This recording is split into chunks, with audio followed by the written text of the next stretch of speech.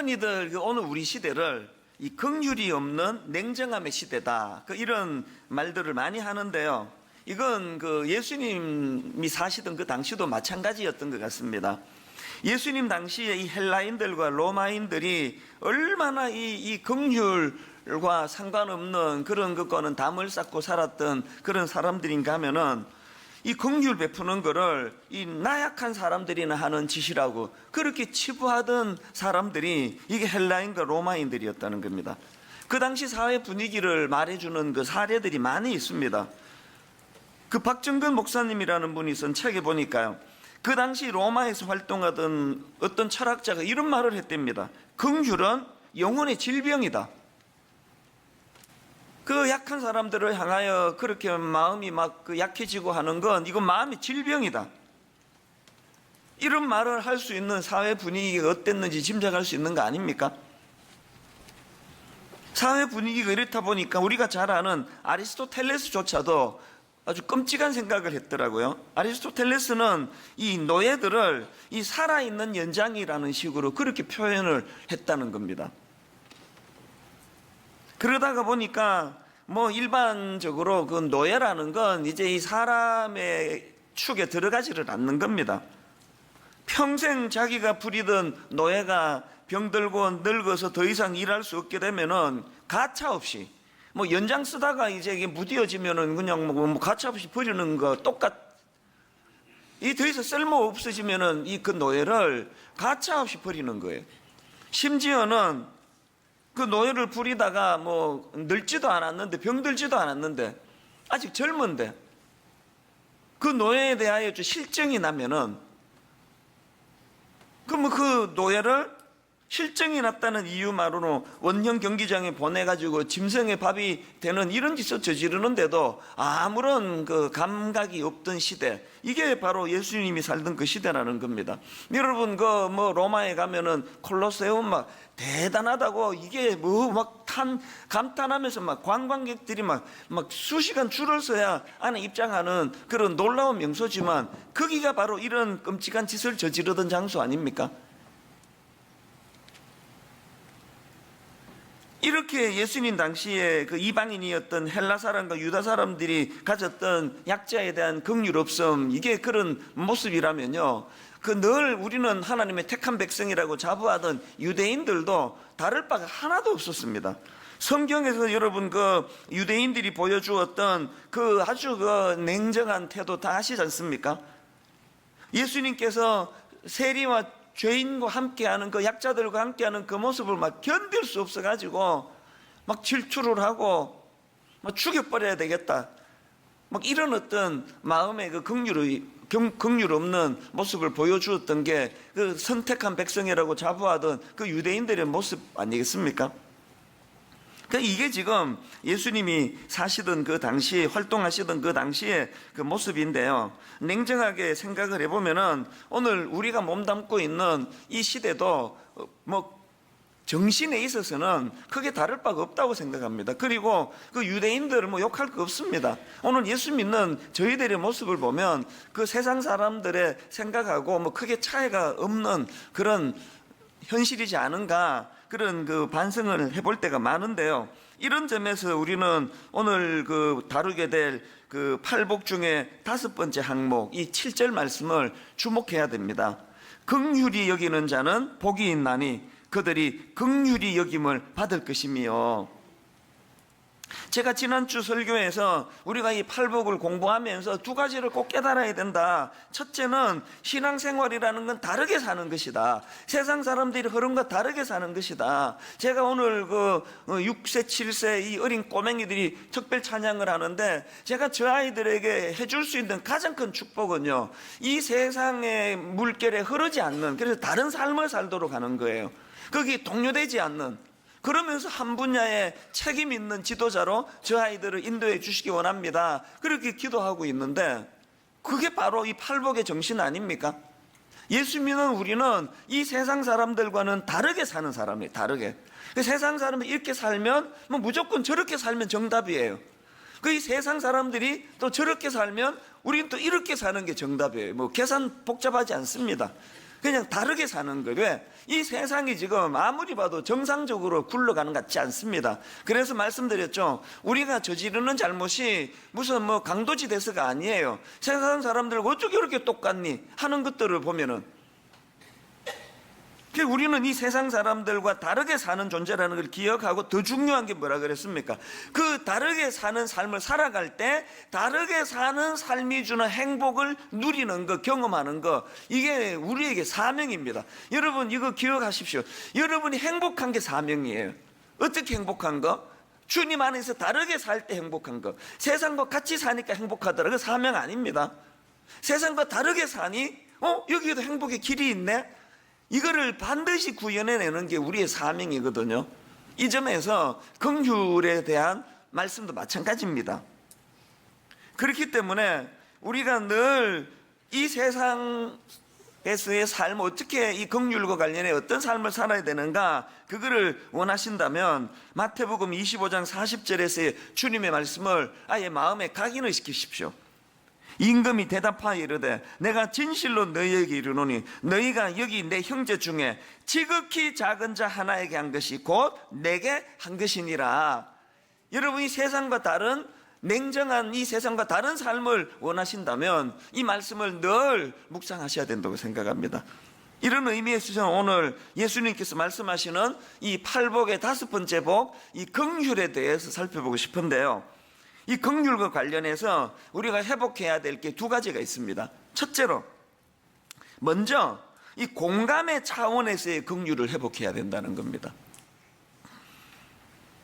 이 긍휼이 여기는 자는 복이 있나니, 여기 나오는 이 긍휼이 여기다, 이 단어는요 헬라어로 엘레모네스라는 형용사입니다.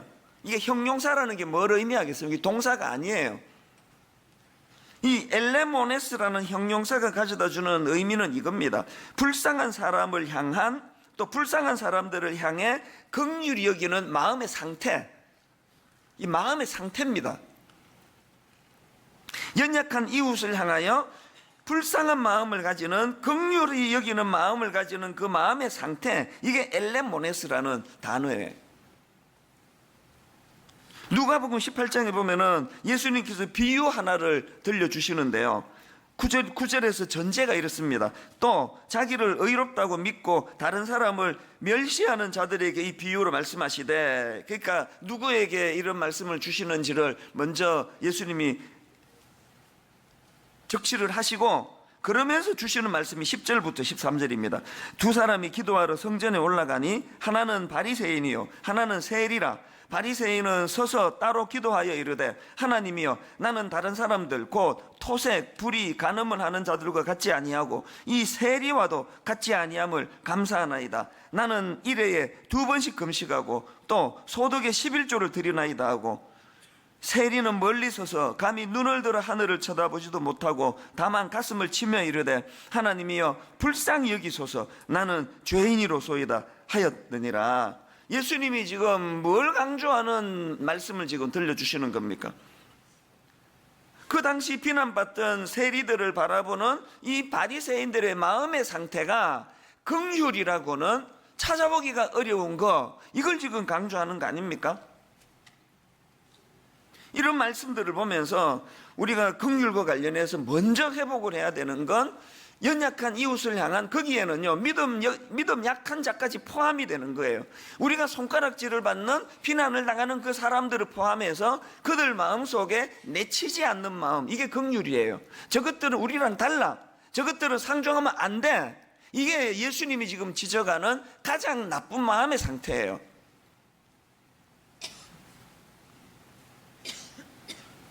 주석가 바클레이라는 분이 이 긍휼에 대하여 이렇게 풀이합니다. 다른 사람의 시각으로 그의 삶을 보다, 그가 경험한 것을 내가 느끼다, 다른 사람의 내면을 꿰뚫다, 이 긍휼을 이렇게 설명했습니다. 다른 사람의 시각으로 그의 삶을 보는 게 뭡니까? 요즘에 그 종종 심리학자들이 말하는 공감 능력 아닙니까? 공감 능력. 긍휼은 공감 능력에서부터 시작한다는 겁니다. 상대방이 어려운 상태에 빠져 있을 때 내가 가서 도와야지, 그런 마음이 드는 거는 공감할 때, 내가 저런 일을 당할 때 얼마나 어렵겠나. 제가 미국에서 7년간 생활할 때 저는 그 체질이 미국 체질이 아닙니다. 그래서 저는 미국 생활이 뭐 저에게 그렇게 즐겁지 않았는데요. 한 가지 제가 뼛속 깊이 내가 배워야 되겠다는 건 이 미국 사람들의 긍휼의 정신입니다.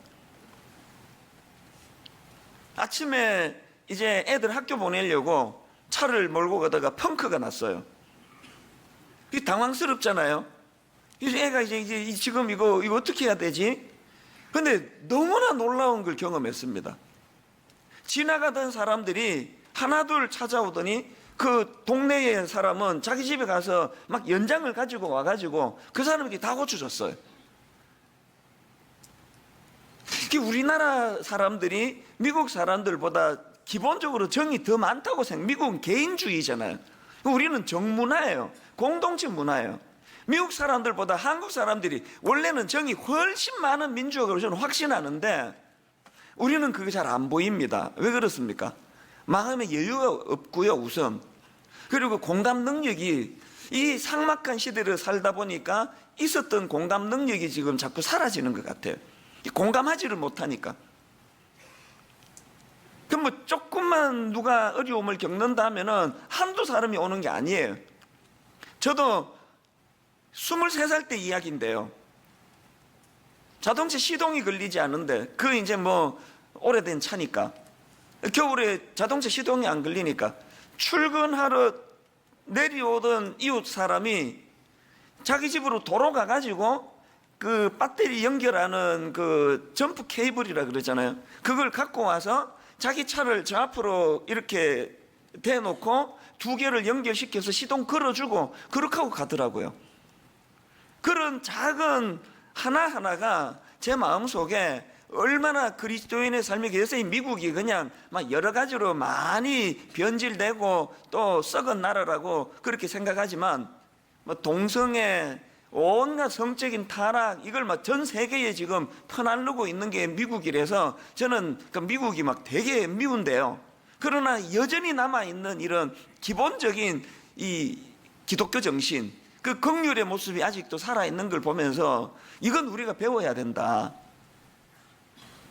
이런 일들이 어떻게 가능하다고요? 그 다른 사람의 시각으로 그의 삶을 볼 수 있는 능력, 공감 능력이 있을 때 이 긍휼이 가능한 거라는 겁니다. 이런 점에서 저는 워드 밴드웰이라는 분이 쓴 책인데요. 살며 사랑하며라는 책에서 제가 그동안 봐온 그 탁월한 공감 능력을 가진 사람 중에 가장 탁월한 한 꼬맹이를 이 책에서 만났습니다. 내용을 한번 들어보세요. 예수님의 전 생애와 사역은 끊임없이 계속되는 긍휼의 행진이었다. 마태는 예수님이 복음에 굶주린 자들과 온갖 병에서 치유되기를 간절히 바라는 이들이 살던 팔레스타인의 모든 마을을 두루 다니셨다고 말해준다. 그리고 예수님은 무리를 보고 불쌍히 여기셨는데 이는 그들이 목자 없는 양과 같이 고생하며 기진해 있었기 때문이다. 그리고는 마태복음 9장 36절 요 이야기를 인용을 하고는 그 다음 들어보세요. 이 구절을 읽을 때마다 나는 운동장에 모여 함께 울던 아이들 이야기가 떠오른다. 여기에 제가 가장 이 긍휼의 모습을 보여준 아이가 등장을 합니다. 이 구절을 읽을 때마다 나는 운동장에 모여 함께 울던 아이들 이야기가 떠오른다. 무리 한가운데 한 남자아이가 아파서 몸을 웅크리고 있었는데 선생님이 다가와 무슨 일이냐고 묻자 한 어린 여자아이가 이렇게 답했다고 한다. 지미가 배가 아파서 우리도 배가 아파요. 지금 울컥하는 게 내가 이걸 읽는데 하나님이 그 시청각 교육하라고 방금 우리 꼬맹이들 6세 7세 아이들 찬양하는 모습을 보여줬지 않습니까? 저 몸도 잘 가누기 어려운 이 어린 꼬맹이들인데요,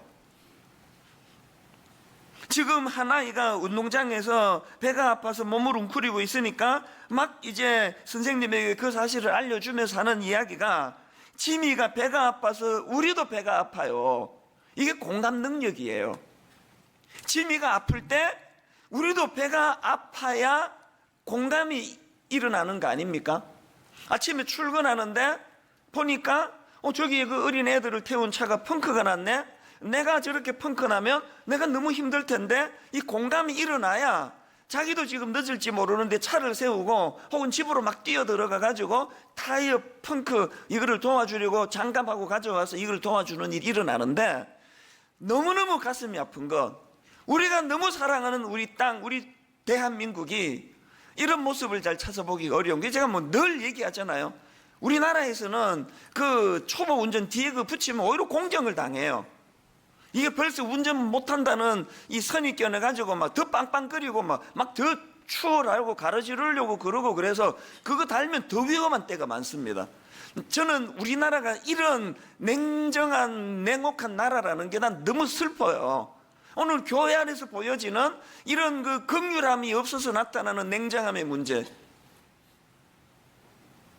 분당 우리 교회는 어떤 형태든지 간에 우리의 이 죄성을 가진 약한 부분들을 캠페인을 벌려서 다 떨쳐나가기를 원하지만, 그 과정에서도 어떤 경우라도 이 냉정함을 보이지 않는, 그래서 선생님, 지미가 배가 아파서 우리도 배가 아파요.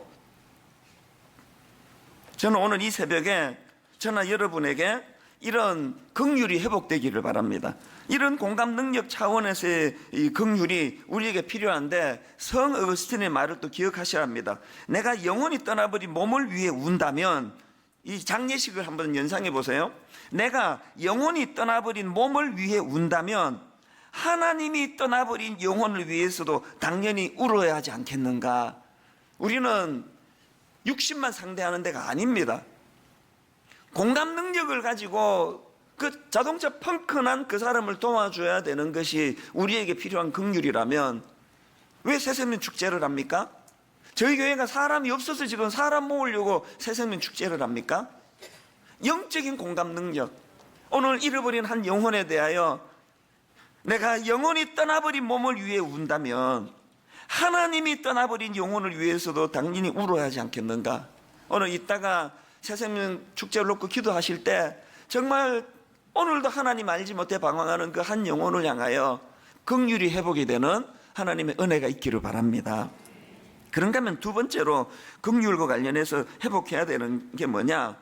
이 첫 번째가 먼저 마음으로 이 공감의 능력인 긍휼을 회복해야 된다면, 두 번째로 행위의 차원에서의 긍휼을 회복해야 된다는 겁니다. 성경사전 키워드로 푸는 성경 사복음서 편에 보면은요, 오늘 본문 7절에 대한 이 긍휼히 여기는 자 할 때 이 긍휼히 여기는에 해당되는 이 엘레네모스라는 단어를 설명하는 대목이 나옵니다. 이 엘레네모스, 긍휼히 여기다라는 이 단어를 이렇게 설명합니다. 비록 이 단어는 공궁에 처해 있는 어떤 사람에게 큰 관심을 가지는 것을 의미하지만, 이게 제가 아까 말했던 공감의 차원에서, 마음으로 공감하는 차원에서 긍휼 아닙니까? 비록 이 단어는 공궁에 처해 있는 어떤 사람에게 큰 관심을 가지는 것을 의미하지만, 그 다음 들어보세요. 이것은 감정을 넘어서 다른 사람들의 필요를 다루고 그것을 완화시키는 행동의 동정적인 반응을 묘사한다. 이 단어가 마음적으로 같이 공감해주는, 아파해주는 그걸 내포하고 있지만, 더 근본적으로는 그 공감이 행동으로 나타나야 된다는 것을 내포하고 있는 단어가, 이게 바로 오늘 여기 나오는 긍휼을 의미하는 엘레모네스라는 단어라는 그 이야기예요. 헨리 나우엔이 긍휼이라는 책을 썼는데요, 비슷한 설명이 거기 나옵니다. 긍휼을 뜻하는 영어 단어 컴패션은 라틴어 파티 또 그리고 쿰, 이 두 단어에서 파생된 단어라는 겁니다.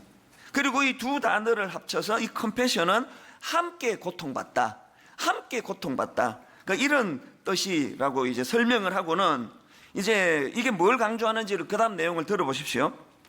긍휼은 우리에게 상처가 있는 곳으로 가라고, 고통이 있는 장소로 들어가라고, 깨어진 아픔과 두려움, 혼돈과 고뇌를 함께 나누라고 촉구한다.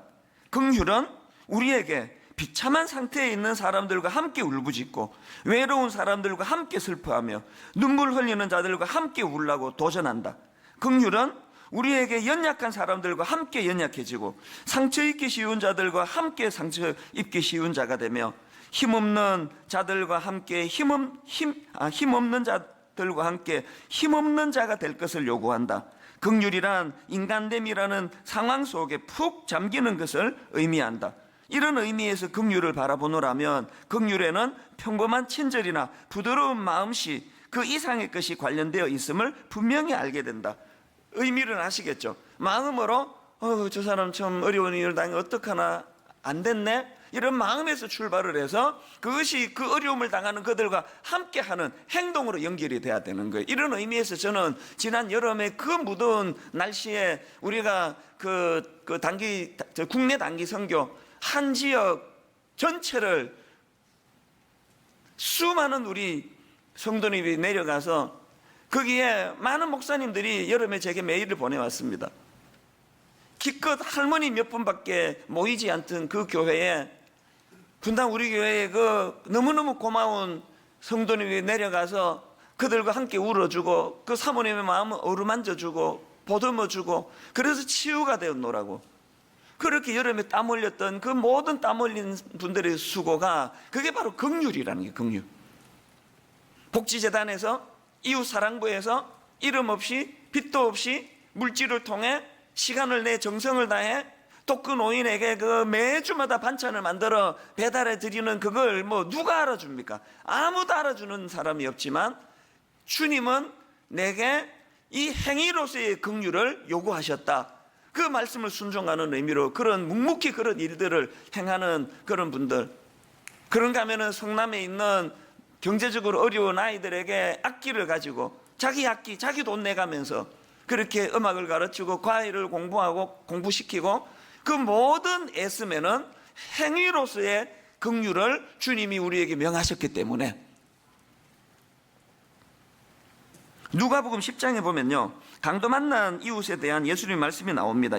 누가복음 10장 30절 예수께서 대답하여 이르시되 어떤 사람이 예루살렘에서 여리고로 내려가다가 강도를 만나매 강도들이 그 옷을 벗기고 때려 그의 죽은 것을 버리고 갔더라. 마침 한 제사장이 그 길로 내려가다가 그를 보고 피하여 지나가고 또 이와 같이 한 레위인도 그곳에 이르러 그를 보고 피하여 지나가되 어떤 사마리아 사람은 여행하는 중 거기 이르러 그를 보고 불쌍히 여겨 가까이 가서 기름과 포도주를 그 상처에 붓고 싸매고 자기 짐승에 태워 주막으로 데리고 가서 돌보아 주니라. 지금 예수님께서 강조하시는 이 사마리아 사람은 강도 만난 사람에 대한 마음의 긍휼, 아이고 어쩌다가 저런 일을 당했나 너무 안쓰럽네, 그런 마음의 긍휼로 시작해서 구체적인 행위, 그를 보고 불쌍히 여김이 기름과 포도주로 그 상처를 붓고 싸매고 짐승에 태워 주막으로 데려가고 그렇게 돌보는 행위로 연결이 되는 그거를 강조하는 겁니다. 그러면서 37절에 너 생각에는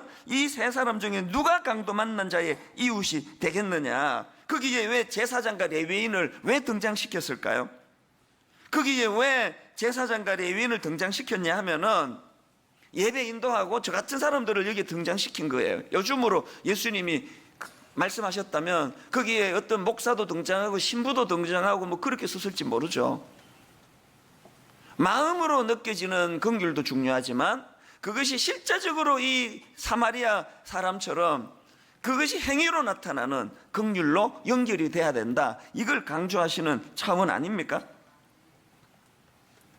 예수님은요, 저같이 이렇게 입으로만 말하는 교훈하는 분이 아니세요.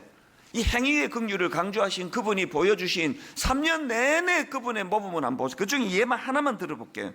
마태복음 9장 27절입니다.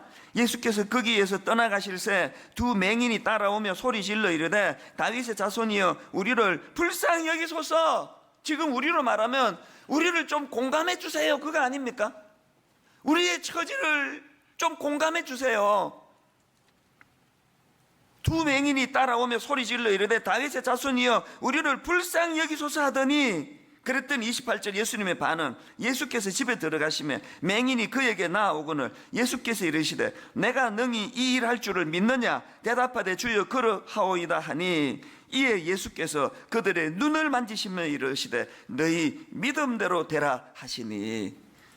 우리를 좀 공감해 달라는 그 사람들에 대하여 행위적으로 반응을 보여주시는 주님이에요. 이게 다가 아니에요. 마태복음 15장 22절, 가나안 여자 하나가 그 지경에서 나와서 소리질러 이르되 주 다윗의 자손이여 나를 불쌍히 여기소서, 내 딸이 흉악하게 귀신 들렸나이다 하되, 또 17장 15절, 주여 내 아들을 불쌍히 여기소서, 그가 간질로 심히 고생하여 자주 불에도 넘어지며 물에도 넘어지는지라. 이게 전부 다 자기들의 아픔을 공감해달라는 울부짖음 아닙니까? 그 부르짖음에 대하여 예수님은 그때마다 공감해 주셨고, 그때마다 그 공감으로 끝나는 것이 아니라 행위적인 공감으로, 긍휼로 주님이 베풀어 주셨다는 거예요. 이게 예수님의 모습이라면요, 그 다음에 대조적인 마태복음 20장 30절, 맹인 두 사람이 길가에 앉았다가 예수께서 지나가신다함을 듣고 소리질러 이르되 주여 우리를 불쌍히 여기소서, 다윗의 자손이여 하니.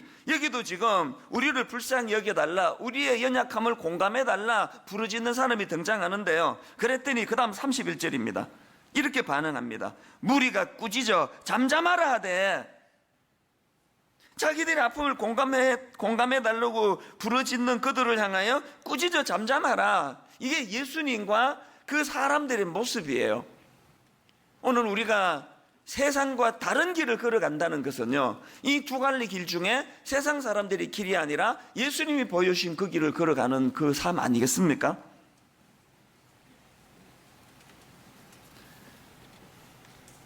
그래서 여러분 마태복음 9장 13절에 너희는 가서 내가 긍휼을 원하고 제사를 원하지 아니하노라 하신 뜻이 무엇인지 배우라.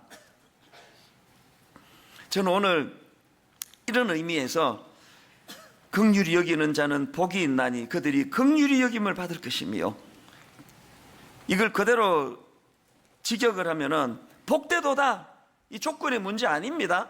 내가 누군가에게 긍휼히 여기면 주님도 그거 보고 보상으로 나도 너를 긍휼히 여길게, 이게 아니에요. 복되도다, 이미 그 행복한 상태입니다. 누가 이렇게 행복합니까? 긍휼히 여기는 자들이요. 복되도다, 긍휼히 여기는 자들이요. 그들이 긍휼히 여김을 받을 것이기 때문이다.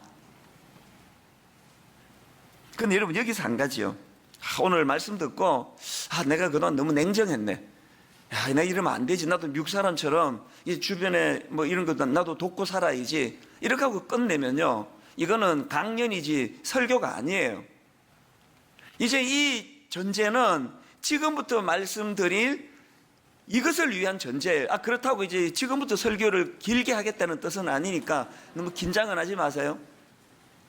여러분, 이 모든 마음으로서의 긍휼, 행위로서의 긍휼이 가능하기 위한 전제를 잊으시면 안 된다는 그 얘기예요. 뭘 기억해야 되느냐? 이 모든 긍휼이 가능하기 위한 전제 조건이 에베소서 2장 3절부터 5절을 기억하는 거예요.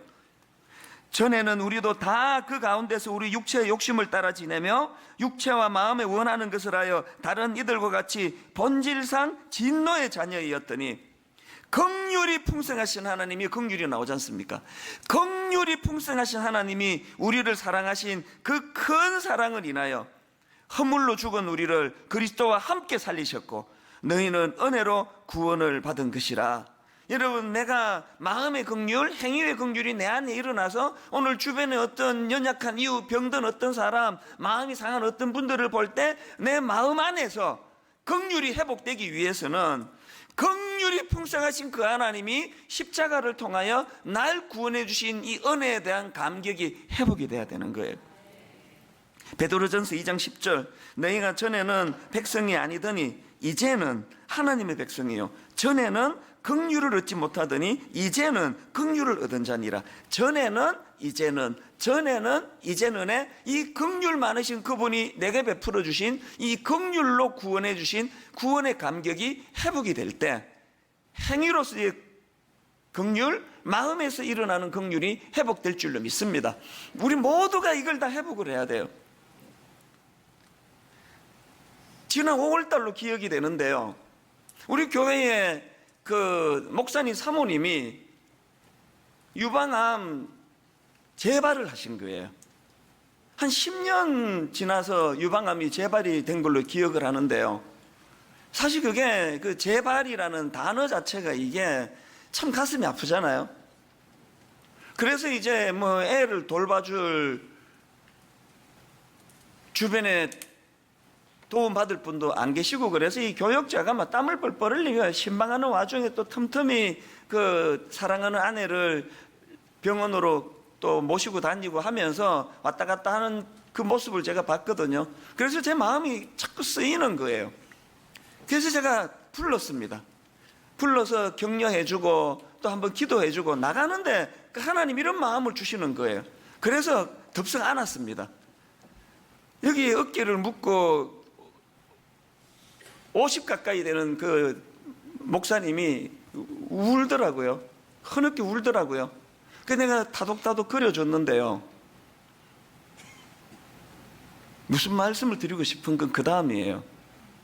그때 제 아내도 같은 병이 안에 있었던 거예요. 알게 된 건 7월 달이지만 저는 그 까마득히 몰랐거든요.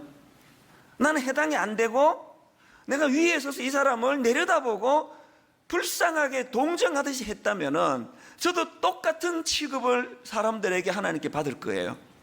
하나님이 저에게 우리 가정에 이런 일이 있으리라고는 전혀 생각하지 못할 때 하나님의 긍휼로 그 목사님 한번 안아줬더니 제 어깨에 눈물을 흘리면서 흐느끼는 그 모습이 저 안에 똑같은 그 아픔을 겪고 있는 상태라는 걸 내가 모를 때였다는 거예요. 그렇게 하고 조금 있다가 같은 아픔을 갖고 있다는 걸 제 안에 그 상황을 제가 알게 된 거 아닙니까? 오늘 여러분 누군가를 도울 때 나는 괜찮고 나는 저 위에 서 있고 아이고 어쩌다 이렇게 불쌍하게 됐지 내려다보면서 그렇게 베푸는 어떤 동정도 성경이 말하는 긍휼이 아니에요. 같은 마음으로 그린 꼬맹이가 선생님 지미가 배가 아파 우리도 배가 아파요. 저는 그 마음으로 한 거 아닌데 한 가지 이야기만 드리고 오늘 말씀을 마무리하려고 하는데요. 최근에 저는 우연히 기사 하나를 보고 인간이 가질 수 있는 긍휼의 극치 이게 이런 거구나. 그래서 제가 마음이 너무나 복잡해졌던 기사를 제가 봤는데 머리 기사가 이렇습니다. 아들에게 살해된 모친의 마지막 말 옷 갈아입고 가라. 평소에 그 잦은 음주 이런 것 때문에 늘 이제 엄마가 잔소리하고 꾸지람하고 이거에 대해 불만이 많았던 그 아들이요. 그날도 이제 술에 취해가지고 들어누워가지고 이제 TV를 보고 있는데 엄마가 막 얼마나 답답하시겠습니까? 속이 터질 거 아닙니까? 그래가지고 꾸중을 하셨더니 그 과정에서 이 아들이 격분한 거예요. 그래가지고 그 의자를 들고 내리치고 흉기를 가지고 그렇게 어머니를 폭행해가지고 사망하게 만듭니다. 그렇게 지금 자기 엄마가 지금 다 죽어가고 있는데요. 이놈의 자식이 도망을 간 거예요. 그렇게 하고 서둘러 지금 그 폭행당해가지고 의식을 잃어가고 있던 그 어머니를 방치한 채로 도망가려고 하는 그 아들을 보고 죽어가던 엄마가 외쳤던 말이 그거랍니다. 옷 갈아입고 가라. 옷 갈아입고 도망가야 된다.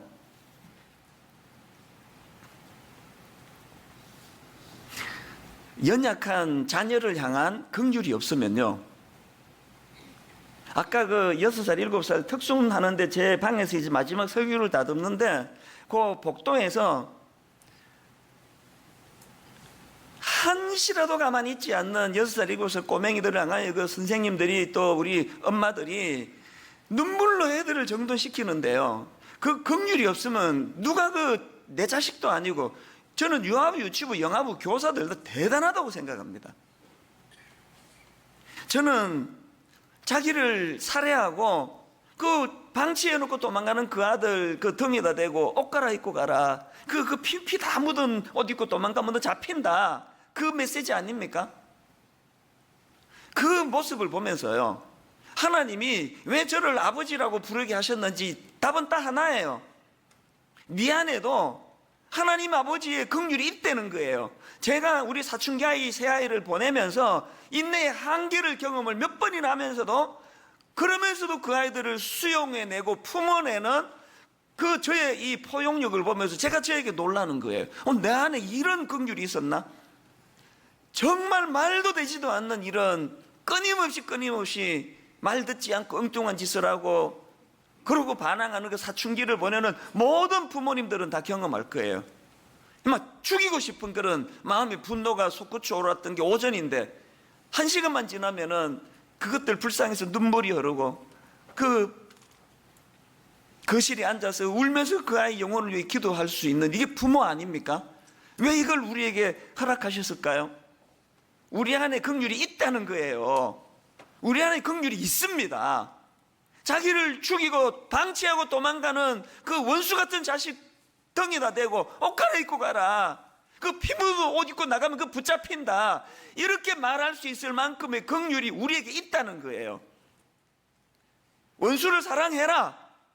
우리 안에 원수를 사랑할 수 있는 능력이 있기 때문에 요구하시는 거예요. 없으면 말씀 안 하세요. 하지도 못하는 것 같고 명령해놓고 못한다고 두들겨 패는 그런 악한 하나님 아니세요. 결론을 저는 이렇게 맺습니다. 여러분 이런 설교 아니라도 이미 여러분 안에 하나님의 긍휼이 있습니다. 하나님의 긍휼이 있는데 왜 용서하지 못하느냐, 왜 사랑하지 못하느냐, 능력이 없어서가 아니라 용서할 의지가 없는 거예요. 의지가 안 하고 싶은 거예요. 이 내 안에 이 강팍함을 깨트리면 그 안에 너무나 아름답고 따뜻한 놀라운 하나님의 긍휼이 저와 여러분 안에 있음을 발견하게 될 줄로 믿습니다. 오늘은 이 얼음같이 차디찬 딱딱한 이 덩어리를 깨트리는 날이에요.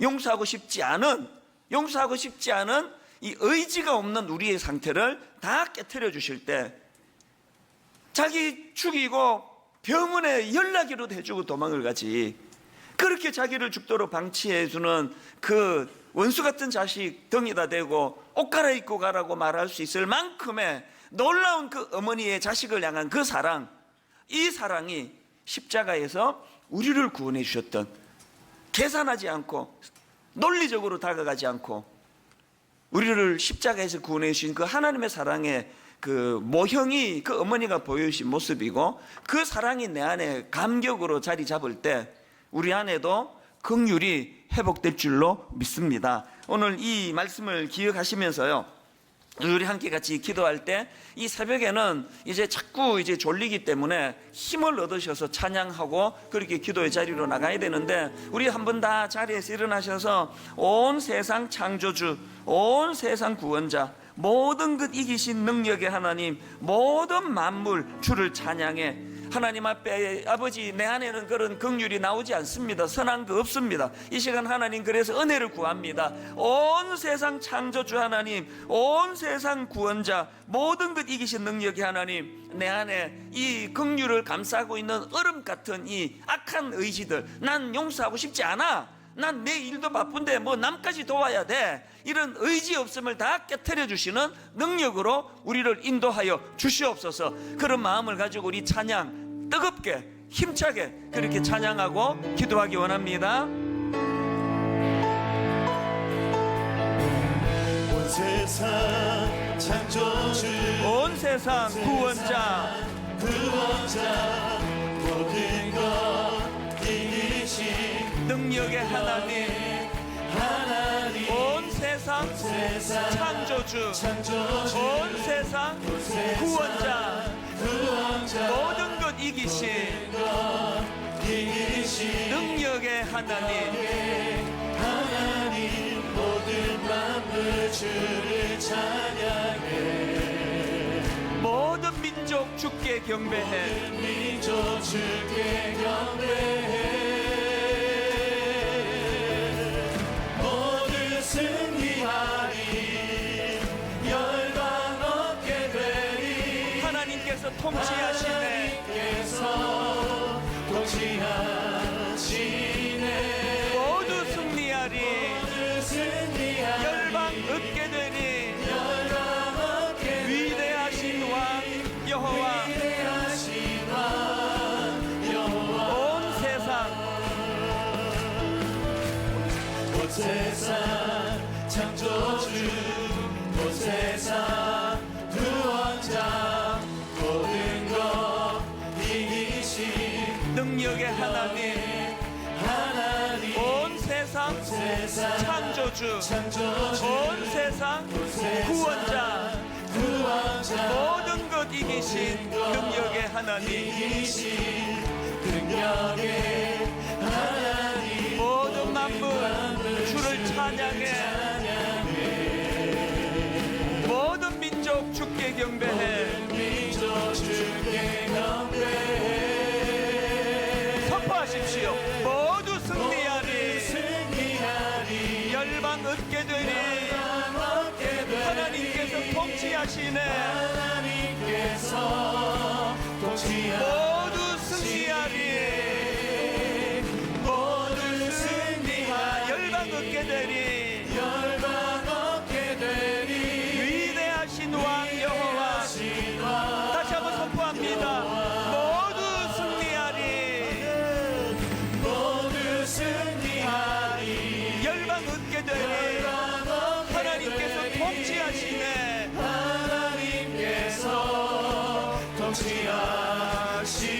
모두 승리하리,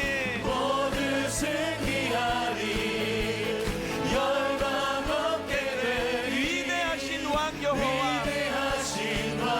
우리 다시 한번 찬양합니다. 모두 승리하리, 열방 얻게 되리. 하나님께서 통치하시네.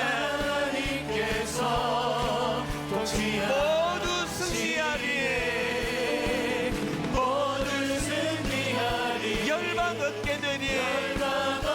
위대하신 왕 여호와. 그 하나님의 새벽에 찬양합니다.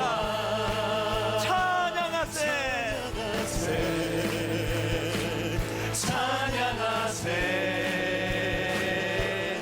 왕께 소리 높여 찬양 드리세. 그 하나님을 찬양합니다. 찬양하세,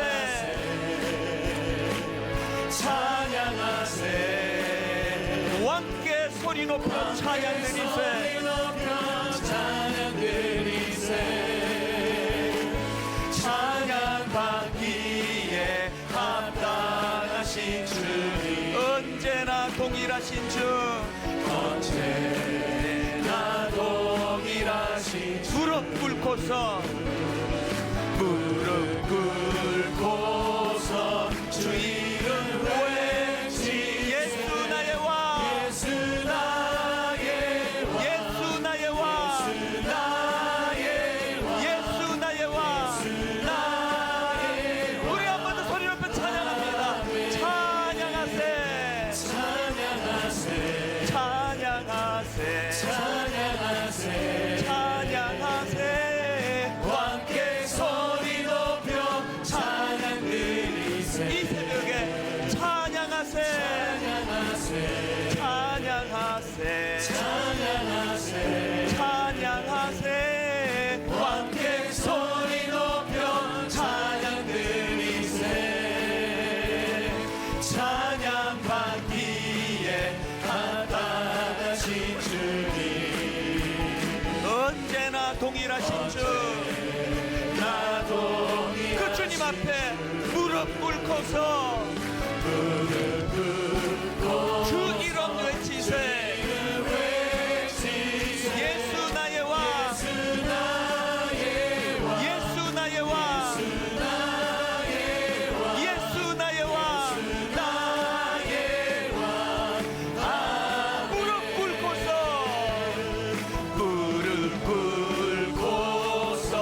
주 이름 외치. 뭐라 외치겠습니까? 예수 나의 왕, 예수 나의 왕, 예수 나의 왕. 우리 마지막으로 한번 더 선포합니다. 무릎 꿇고서 주 이름 외치세. 예수 나의 왕, 예수 나의 왕, 예수 나의 왕, 나의 왕. 아멘. 그 하나님을 찬양합니다. 여러분, 우리가 섬겨야 될 왕이신 그분, 우리가 닮아가야 될 왕이신 그분이 긍휼의 하나님이시래요. 그분이 긍휼의 하나님이기 때문에 그분을 닮아가야 되는 우리에게 이 긍휼은 필수 조건입니다. 하나님, 저에게 긍휼이 없는 게 아니라 긍휼을 베풀기를 원치 않는 의지 없음의 문제라는 걸 깨달았습니다. 원수를 사랑하지 못하는 게 아니라 원수를 사랑하고 싶지 않은 내 강팍한 마음, 의지 없음에 있는 걸 알았습니다. 내 안에 하나님의 긍휼이 있습니다. 하나님 아버지, 자기를 죽이고 방치하고 도망가는 아들 그 뒷모습을 보면서 옷 갈아입고 가라, 그러다 잡힌다. 이게 위대한 어머니의 긍휼의 모습이라면 그 놀라운 은혜의 혜택을 우리에게 주시기 위하여 십자가 지신 주님의 그 긍휼하심을 우리는 이미 누리고 살아가는 자들입니다. 우리 안에 주님의 긍휼이 회복되기를 원합니다. 아버지, 오늘 내 안에 그 못된 악한 의지, 용서하고 싶지 않은 이 마음, 이 어른 같은 이것들을 깨트리면은 그 안에 긍휼의 하나님이 자리 잡고 계시는 줄 믿습니다. 하나님, 오늘 용서가 일어나고 연약한 이웃을 향한 눈물을 회복하고, 하나님 아버지, 사랑하는 아내를, 사랑하는 남편을 긍휼이라는 이 바탕색으로 다가가지 못했던 지난 시간을 회개하고, 우리 부모님에 대하여, 자녀에 대하여 이것들을 회개합니다. 오늘 저를 따라 큰 소리로 3번 선포합니다. 주여 은혜를 주옵소서. 주여 은혜를 주옵소서. 주여 은혜를 주옵소서. 주여 은혜를 주옵소서. 주여 은혜를 주옵소서. 주여 은혜를 주옵소서. 우리 주님 이름 3번 부르고 통성으로 기도하시겠습니다. 주여, 주여, 주여.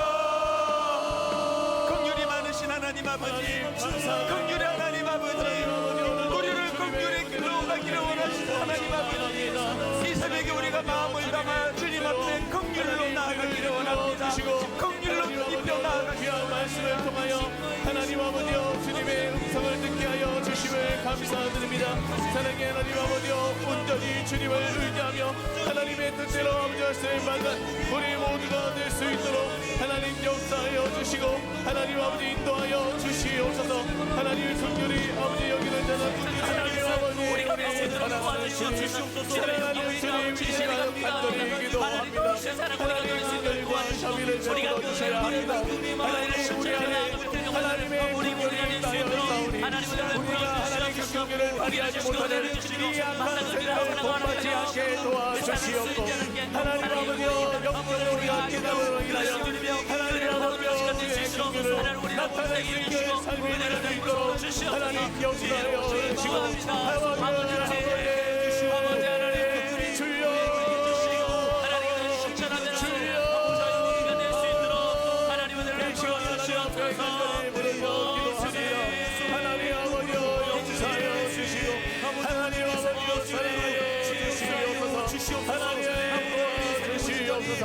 주님의 지금과 자분을 위하여 간절한 마음으로 기도합니다. 우리 함께 찬양으로 고백하겠습니다. 내가 봅니다.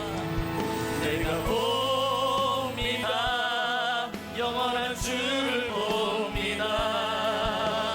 귀로만 들었으나 이젠 봅니다.